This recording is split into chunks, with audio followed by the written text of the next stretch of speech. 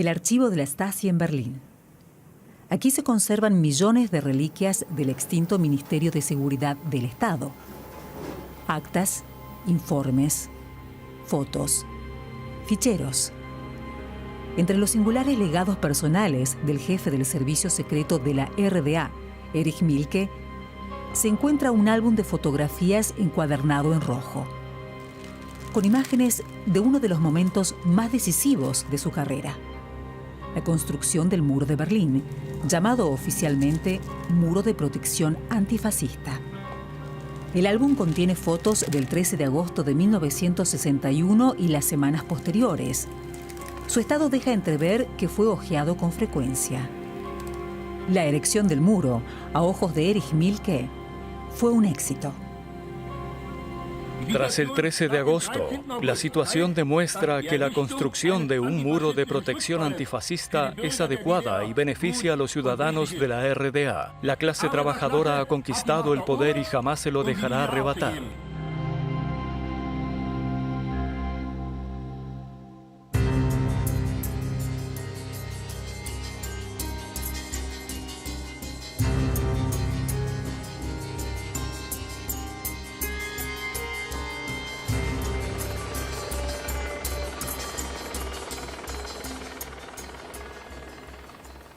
El despacho de Erich Mielke, donde puntualmente a las 7 de la mañana iniciaba todos los días su labor como ministro de Seguridad del Estado. El ministro llamaba para conocer las novedades ocurridas durante la noche, la situación en la frontera, controles de pasaportes, búsqueda e indagaciones. Cada día ocurrían nuevos acontecimientos de algún tipo y él tenía que saberlo todo. La misión de Mielke era tenerlo todo bien vigilado y controlado, tanto dentro del país como en la frontera, sin dejar ni una oportunidad a enemigos y traidores. El ministro insistía en que se le informara inmediatamente y deseaba que toda la reacción fuera la correcta. Quería tomar las medidas precisas y, en casos graves, responder de forma implacable. El control de las fronteras. Erich Mielke trabajó 28 años para que el muro fuera infranqueable, por todos los medios. Un reto continuo para él y para su ministerio. A ojos de Mielke, el muro era el garante decisivo de la prevalencia del partido y del poder del servicio de inteligencia. Su ministerio sería la armadura protectora del SED, el partido único de la RDA. Nosotros, los empleados del Ministerio de Seguridad del Estado, estamos dispuestos en todo momento a cumplir sin restricciones toda demanda del partido o el gobierno. Ese es nuestro juramento.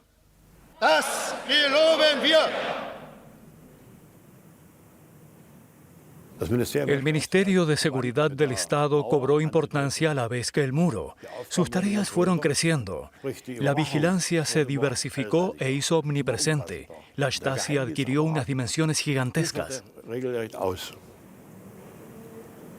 La gran sala de reuniones del ministerio. Tras el sillón de Mielke no cuelga el retrato del jefe de Estado como en los despachos de la RDA, sino un óleo que muestra la construcción del muro, cuando éste blinda la puerta de Brandeburgo y protege al partido y al Estado.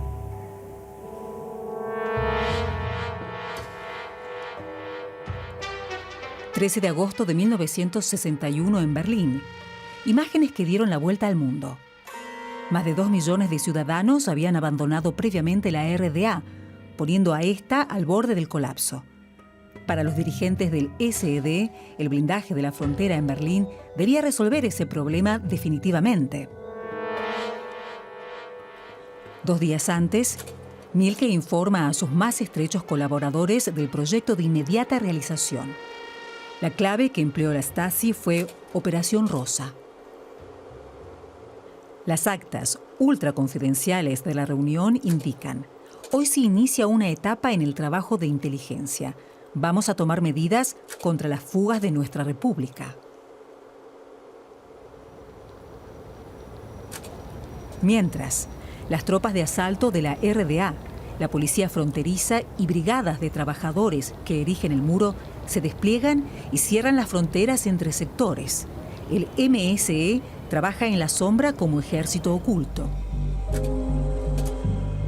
Las actas secretas sobre la Operación Rosa indican también: se procederá a arrestar inmediata y discretamente a toda oposición, aplicando los métodos correspondientes. Medidas preventivas para evitar un levantamiento popular como el que tuvo lugar el 17 de junio del 53, cuando el servicio de inteligencia fracasó y tuvo que intervenir el ejército soviético. La construcción del muro fue el gran examen para Mielke y su MSE. El álbum fotográfico de Mielke inmortaliza también el llamado a la lucha del 23 de agosto, una demostración de fuerza en Berlín Oriental.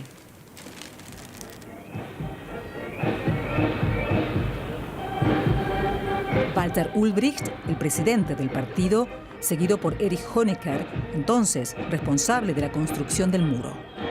El propio ministro del MSE pronuncia un discurso. Aquí se le ve aún en segunda fila, visiblemente nervioso.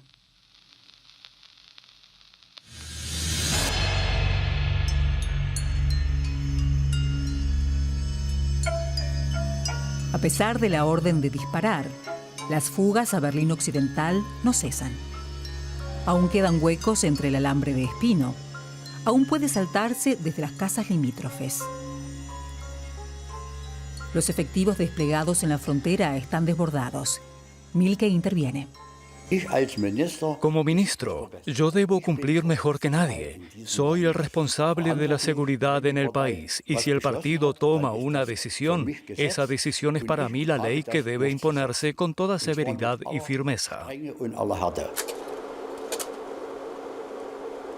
En acción coordinada con Honecker, el responsable del partido para cuestiones de seguridad y superior inmediato de Mielke, el MSE organiza la evacuación de las casas limítrofes al muro, asegura canalizaciones y coloca rejas por todas partes.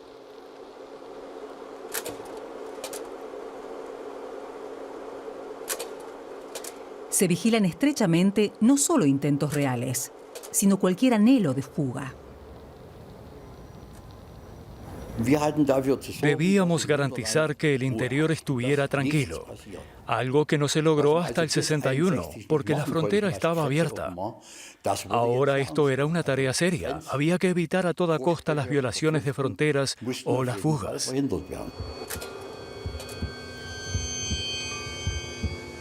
Hasta finales de 1961, el Servicio de Inteligencia detiene a más de 3.000 personas sospechosas de querer fugarse o contrarias al muro, y procesa a muchas de ellas.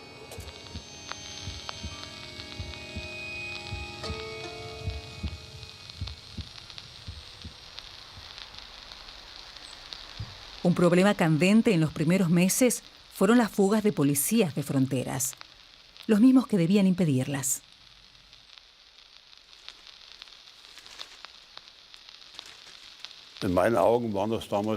A mis ojos, ellos eran granujas, eran delatores que traicionaban a nuestro Estado, ya fuera por cuestiones políticas o económicas. Y es que por aquel entonces nada podía justificar una huida del país.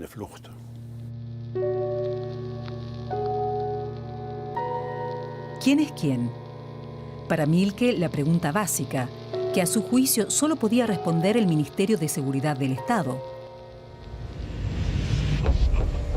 Pronto, la Stasi comienza a examinar y a espiar a todo empleado en la frontera. Hasta el final, todo batallón de fronteras tuvo asignado un colaborador exclusivo del ministerio, a fin de tener un informante en cada cuarto de servicio. Así, la Stasi asumió el control de todo soldado destinado al servicio de fronteras.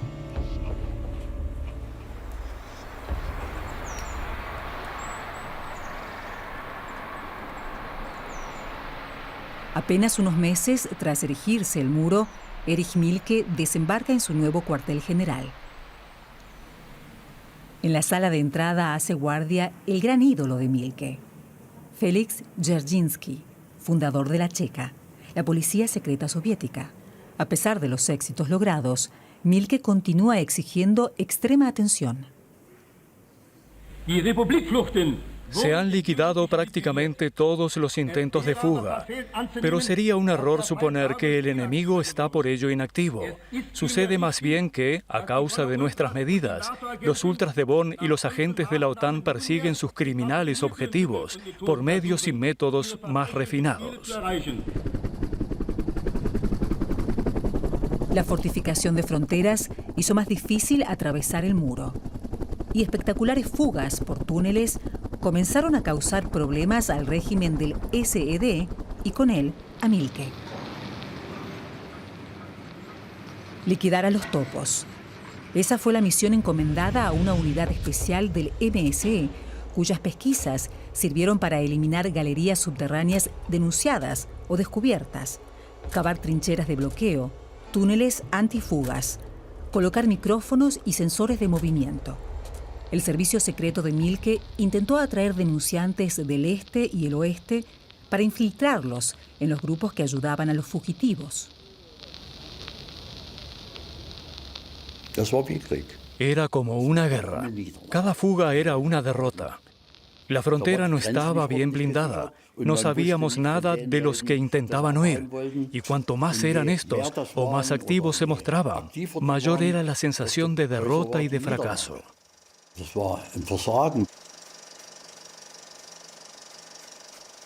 Imágenes de vigilancia de la Stasi, tomadas el 28 de junio de 1962. En el punto de mira, una casa de Berlín Occidental vecina al muro. Desde hace semanas funciona la operación secreta Topos. Un informante con el sobrenombre Panko ha denunciado la excavación de un túnel. Los agentes de la Stasi tienden una trampa a sus constructores.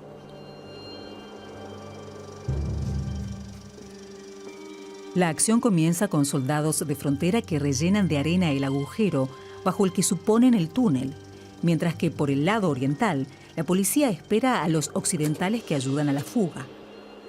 Cuando estos, sin sospechar, abren la salida del túnel, los agentes de la Stasi disparan y matan a uno de los excavadores de la galería, Siegfried Nofke, que quería pasar a su mujer y a su hijo a Berlín Oeste. Para cumplir las apariencias, se detiene también al informante secreto Panko, a quien posteriormente se le concederá una orden por su delación.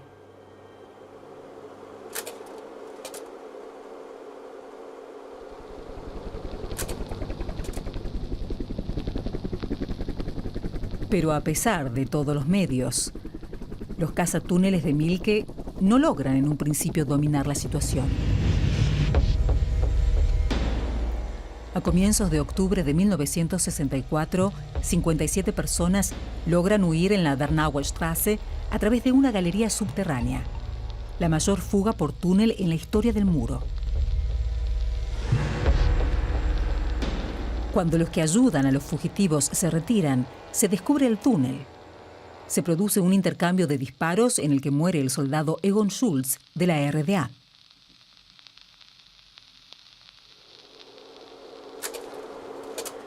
La Stasi se encarga de las pesquisas y requisa varios objetos abandonados en el túnel. Bolsos de mujer con sus pertenencias, máscaras de gas y la presunta arma del delito, la pistola de un colaborador occidental. Los informes internos de la Comisión de Investigación del Crimen de la Stasi reconstruyeron el transcurso de los hechos. El minucioso trabajo de los especialistas demuestra que Egon Schultz recibió un balazo de la pistola incautada, pero sus heridas mortales fueron disparos de la Kalashnikov de un camarada.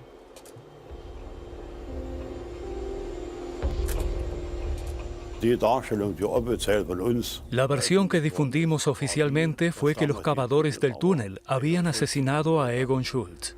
La otra versión la escuché años más tarde, no con carácter oficial, sino más bien informal. Y era que murió en realidad por disparos de nuestra propia gente, que reaccionó de modo nervioso y apurado. Una realidad que no podía admitirse. El informe, estrictamente confidencial, se mantuvo bajo llave hasta el final de la RDA, por buenas razones.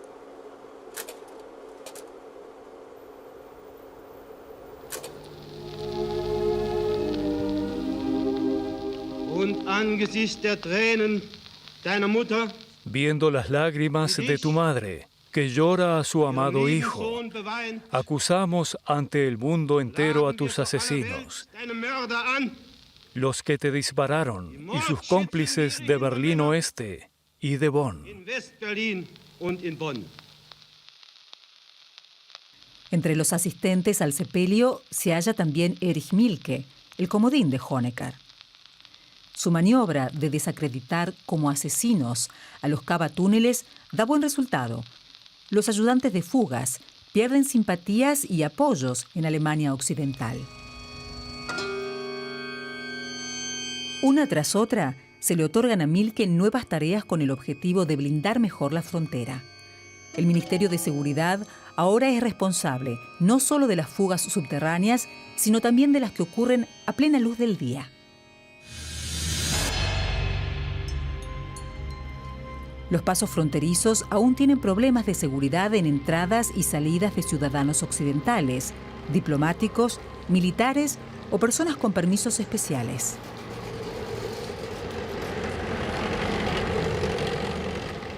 Desde la construcción del muro se producen demasiadas fugas, sobre todo gracias a documentos falsos. En 1964, el Ministerio de Mielke toma a su cargo exclusivo el control de pasaportes y la búsqueda de personas. Para el servicio secreto, los estrechos controles de la Guerra Fría son una fuente incesante de información.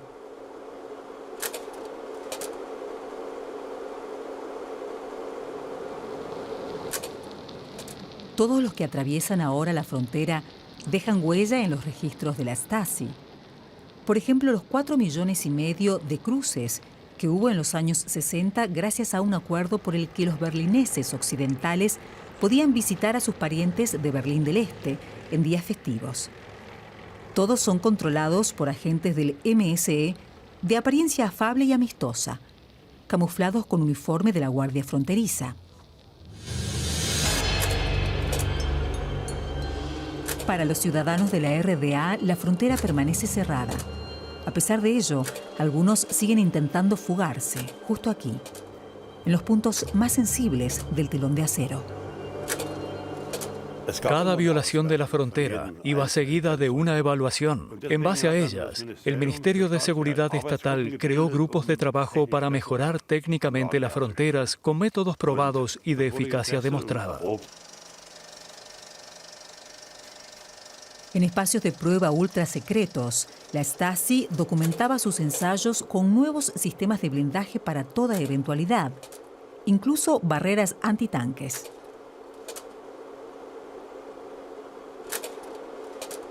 Y entrenaba asimismo la respuesta en caso de fugas armadas o tomas de rehenes. Una toma de rehenes no podía tener éxito. Eso era irrenunciable. Si no había tiempo para negociar o si el secuestrador se negaba a ello, no había más alternativa que disparar a matar. Psicología operativa. Una cinta de formación interna de la Stasi para controladores de pasaportes. ¿Qué significa para un chequista actuar con astucia y arrojo? ¿Qué significa en tiempos de paz aplicar leyes de guerra? Esta película muestra cómo la actuación astuta y decidida de un colectivo de chequistas es capaz de combatir y neutralizar a un enemigo peligroso. En el paso fronterizo Checkpoint Charlie de la Friedrichstraße, Burkhard Niering, policía antidisturbios de la RDA, trata de abrirse paso hacia Berlín Oeste, tomando a un controlador de pasaportes por rehén. Niering es abatido a disparos. 4 agentes del MSE, entre ellos el tirador, declaran ante la cámara.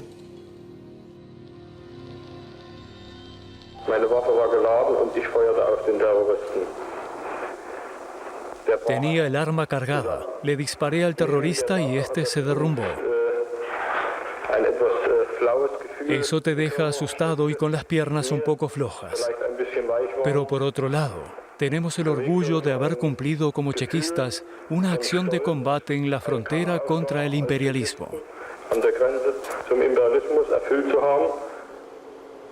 El dossier de la Stasi recoge que Niering había calificado su servicio militar de intromisión en su libertad individual, obligación y apremio, e indica lapidariamente al final: el cadáver fue incinerado, queda pendiente el entierro de sus cenizas.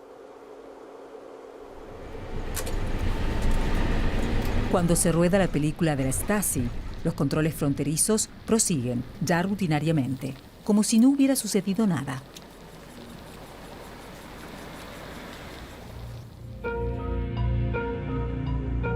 La sección Control de Pasaportes e Indagaciones se convertiría en la mayor unidad operativa dentro del MSE, con más de 7.600 empleados hacia el final de su historia. Y sería también el camuflaje de una misión muy particular. El control de pasaportes era nuestra coartada. Nuestro verdadero cometido era el trabajo de inteligencia que llevábamos a cabo en los puestos de control. Debíamos descubrir quiénes entraban en el país, qué tipo de personas eran, a dónde se dirigían. Es decir, un trabajo que solo podía llevar a cabo el Ministerio de Seguridad del Estado.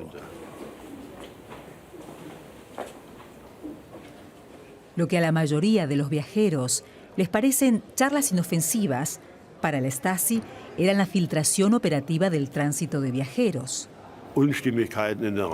Hallar incongruencias en los documentos de viaje era una ocasión para apartar a la persona implicada e interpelarla. Y si esa persona tenía relevancia política, se elaboraban los informes oportunos, que luego se remitían a los departamentos correspondientes del ministerio.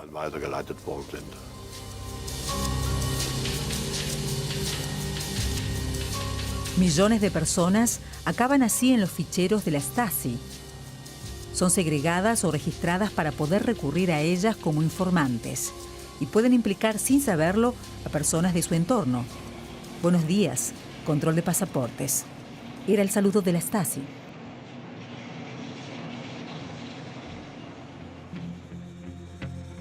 Erich Mielke aprovechó la ocasión que le ofrecía la construcción del muro. En el partido están satisfechos. El principal camarada de Mielke en este asunto, Erich Honecker, pronto se convierte en el líder del partido y del Estado. Buenas perspectivas para el ministro.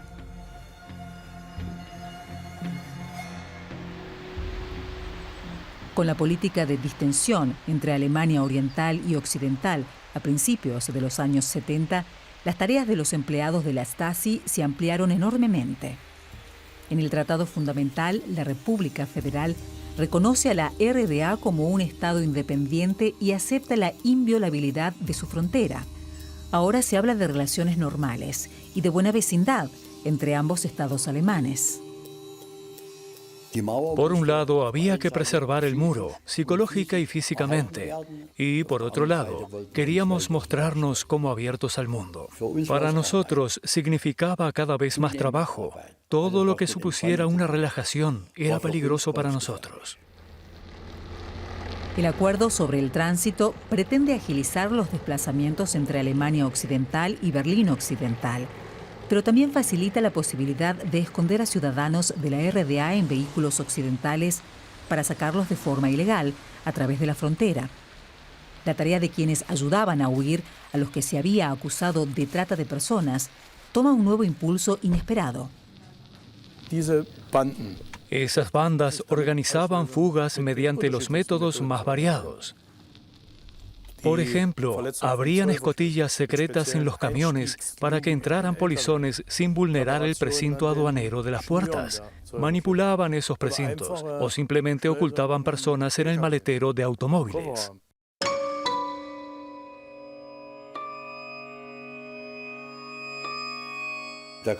Si entraba alguien del oeste sospechoso de cruzar a gente, no se le perdía de vista ni un segundo. Vigilábamos las zonas de servicio de las autopistas, desde todos los ángulos, con cámaras y también con personal. Las áreas de descanso también eran monitoreadas. Al final, hasta 1989, anotábamos la matrícula de todos los autos de Berlín Occidental. Todos. La policía secreta tenía sus paranoias. El Ministerio de Seguridad del Estado reconstruía meticulosamente los intentos de fuga descubiertos. Muchos que intentaron huir y quienes los ayudaban, además de muchos sospechosos de querer irse, terminan en los centros de detención de la Stasi. Unas 3/4 partes de las personas encarceladas por la Stasi en los años 80 lo fueron por delitos de huida y salida del país. Oficialmente en la RDA no hay presos políticos, así que los reclusos se consideran criminales. Eran ciudadanos que habían violado las leyes de la RDA. Y todos los ciudadanos conocían las leyes de la RDA. Si sé que la frontera está cerrada y que no puedo cruzarla, tengo que comportarme en consecuencia. El cruce ilegal de fronteras es un delito particularmente reprobable para la Stasi.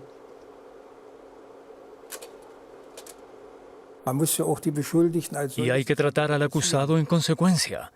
Es decir, si sé que el acusado es un infractor que ha intentado atravesar la frontera por todos los medios, es de esperar que también intentará escapar del centro de detención.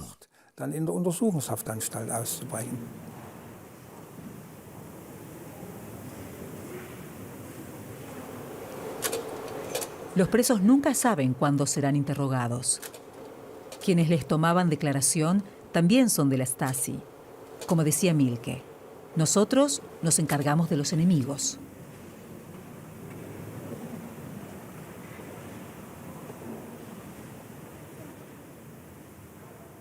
El escritorio estaba detrás, junto a la ventana. El interrogado debía mirar a la luz, es decir, a la luz del día, para poder estudiar sus expresiones faciales. Estudiando el carácter del interrogado, se descubría qué intelecto tenía, se veía cómo reaccionaba ante ciertas cosas y se sabía cómo dirigirse a él. Por supuesto, se preguntaban todos los detalles y se aplicaban técnicas psicológicas. Los interrogadores del ministerio están bien formados y son implacables. Su misión es hacer que confiesen. Al acusado no se le permitía ver a nadie. No se le llamaba por su nombre, sino por el número de su celda. Se le obligaba a mantener las manos sobre las mantas mientras dormía.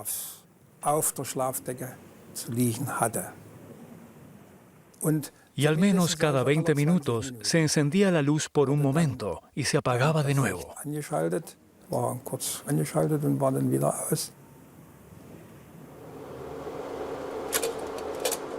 Mielke puede confiar en sus adeptos y en su trabajo. Aquí, el director de la prisión rodeado de camaradas. No me sentía coaccionado, no. Y tampoco el personal que trabajaba allí. Esa era la tarea que debían cumplir como empleados del Ministerio de Seguridad del Estado, y ninguno se sentía coaccionado. Agosto de 1976. Desfile militar por el 15º aniversario de la construcción del muro. Erich Mielke, visiblemente seguro de sí mismo, está en primera fila.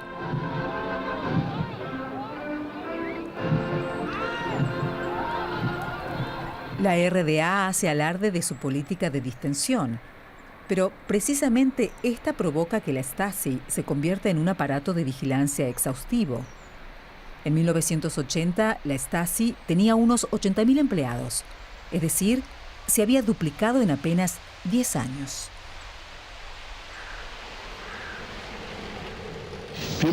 Debemos coordinarnos de manera tan eficaz que no haya ningún ámbito ni proceso crítico para la seguridad sobre el que no se nos informe a tiempo. En todas partes necesitamos patriotas y confidentes, voluntarios y personas de contacto que nos apoyen en nuestra lucha. No debe haber ningún lugar en que no esté presente al menos uno de nuestros órganos.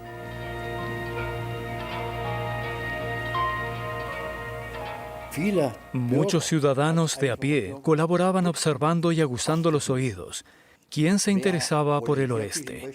¿Quién podía querer huir? ¿Qué contactos tenía cada uno?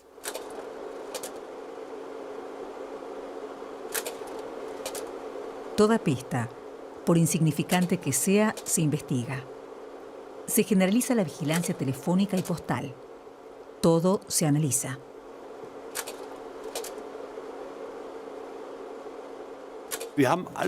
Inmediatamente sacábamos de circulación todo aquello con lo que se hubiera huido o con lo que se pudiera huir. Lo intentaron con equipos de buceo a través del río Spree o del mar Báltico y cosas así. Y también con globos aerostáticos. Así que cualquier elemento con el que se pudiera construir algo por el estilo se retiraba.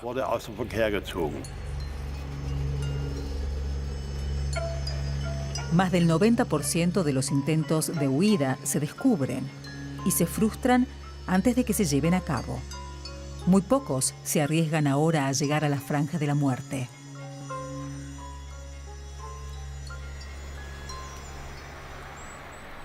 Hace tiempo que el imperio de Mielke, al igual que el muro, es indispensable para el SED.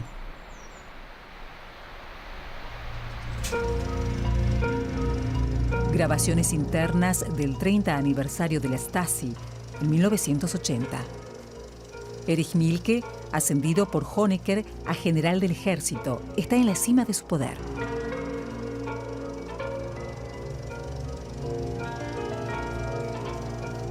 El ministro y el líder del SED se muestran como compañeros de lucha bien avenidos, pero no son amigos. Mielke sigue siendo el soldado del partido y está al servicio de Honecker, su superior. Nada podía inmiscuirse en su política, especialmente en su política exterior. Y el Ministerio de Seguridad del Estado tiene cada vez más atribuciones. En mi opinión, ese fue uno de los mayores errores: compensar los déficits de la dirección del partido como órgano de seguridad y servicio de inteligencia. En 1975, la RDA se comprometió en el acta final de la Conferencia de Helsinki sobre Seguridad y Cooperación en Europa a respetar los derechos humanos, incluida la libre elección de residencia, aunque de facto no garantiza las libertades individuales. Cada vez más ciudadanos de la RDA presentan solicitudes para abandonar el país. El Ministerio de Seguridad del Estado toma cartas en el asunto.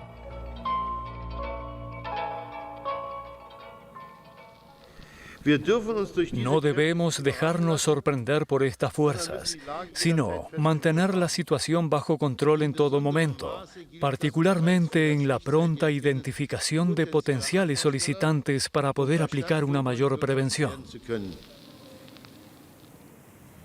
Mielke insta a presionar a quienes deseen salir del país para que retiren su solicitud. De lo contrario, serán discriminados, incluso criminalizados, algo que busca un efecto disuasorio. Pero la RDA está cada vez más sumida en una crisis económica. Honecker necesita una divisa fuerte y la disposición de Occidente a concederle un crédito millonario. La Stasi ve venir la debacle. 1984. Un domingo por la mañana suena el teléfono. Me dan la orden de informar de inmediato a varios cientos de personas que habían solicitado salir del país de que pueden irse mañana. Teníamos claro que era lo más estúpido que se podía hacer. Pero se trataba de una decisión unilateral más del señor Honecker, que por supuesto debía llevarse a cabo exactamente como se había dispuesto, con las desastrosas consecuencias que esperábamos. Porque era naturalmente ingenuo creer que así se reduciría el número de personas que querían irse. Ocurrió lo contrario. Cuando se marcharon tuvo un efecto llamada y miles de personas más hicieron la solicitud. Uno de los que presentan una solicitud para poder ir a Occidente en 1984 es Mijail Biedna, de 23 años, de Berlín Este. El archivo de la Stasi, Morgenthau, cuenta su historia. Contiene sus 3 solicitudes manuscritas, todas rechazadas. En los documentos internos se lee: actualmente no hay necesidad de traslado. La Stasi cree que todavía puede persuadir a Vidna, que ha cumplido el servicio militar sin objeciones, de que permanezca en la RDA. Pero se equivoca.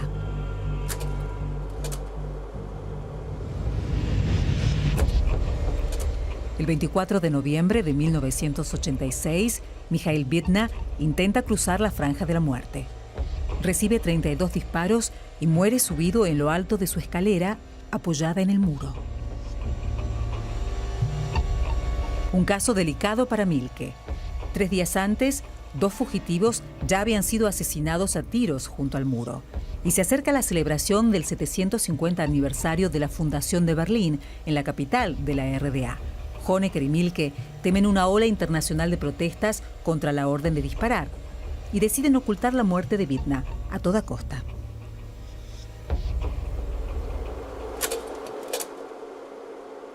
La Stasi finge una orden de detención contra Vidna, ya asesinado. Aduce que una banda de trata de personas lo sacó de la RDA de forma ilegal. La verdad sobre la muerte de Mikhail Vidna es un secreto de Estado. Hoy, su cuerpo sigue desaparecido.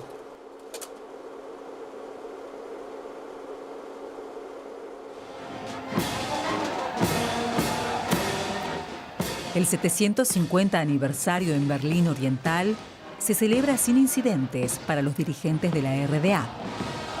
En el carnaval de la historia de la ciudad es muy aplaudida la carroza de la construcción del muro.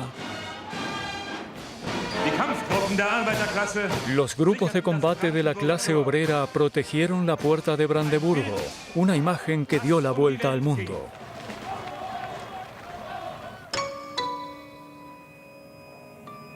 En 1989, Mielke ya lleva 31 años de ministro. Pero en las estancias privadas contiguas a su oficina no tiene tiempo para descansar. Ahora son otras las imágenes que dan la vuelta al mundo. En Hungría la cortina de hierro se resquebraja. En Praga ocupan la embajada de la RFA y se les autoriza a cruzar la RDA en tren hacia Alemania Occidental. Al mismo tiempo, cada vez más gente en la RDA solicita abandonar el país. A principios de noviembre de 1989 son casi 200.000. Todo el mundo veía cómo todo se desplomaba e íbamos perdiendo terreno. Ya no teníamos apoyo, no podíamos confiarnos. Algo muy diferente a cómo era, por ejemplo, en 1961. Cada vez teníamos más dudas y se extendía la desesperación, incluso desde arriba. Y lo fuimos notando cada vez más.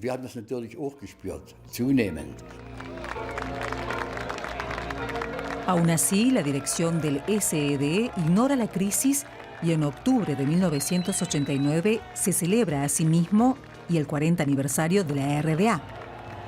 Miles de contramanifestantes marchan en Berlín Oriental hacia el Palacio de la República. La peor pesadilla de Mielke.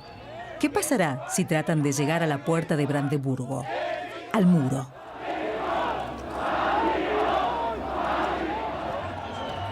No sé qué es lo que sintió. Solo sé que pensaba que aún podíamos recuperar el control, aunque fuera disparando. Creo firmemente que hubiera mandado a disparar en la puerta de Brandeburgo.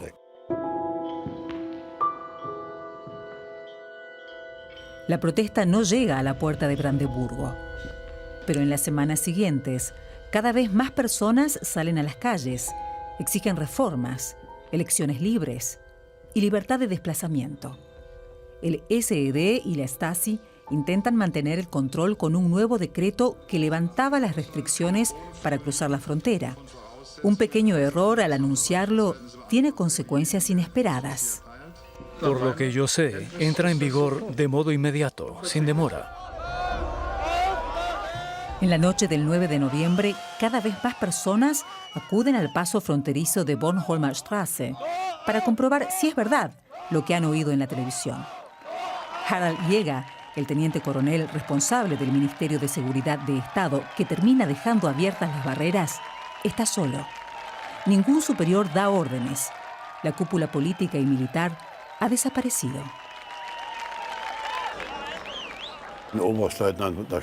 Un teniente coronel de la Stasi nunca podría haber ordenado la apertura de la frontera.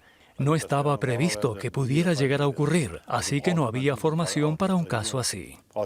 No nos preparaban para eso, porque abrir la frontera por completo normalmente habría sido alta traición.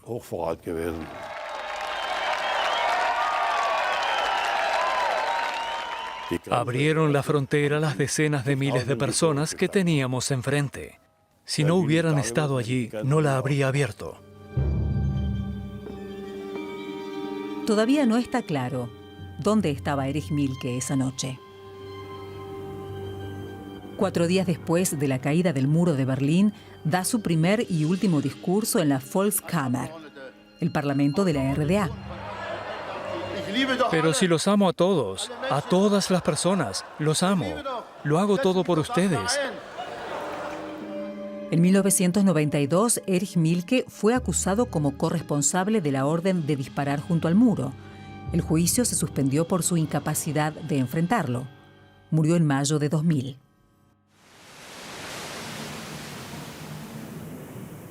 En el legado que se encuentra en el depósito de la Stasi, no solo está el álbum de fotos de la victoria de Erich Mielke. Tras la caída del muro, también se hallaron todas las pertenencias de los fugitivos arrestados y de los muertos del muro que la Stasi les arrebató y archivó. Nada de esto tenía que salir a la luz. Todo debía permanecer en la oscuridad para siempre.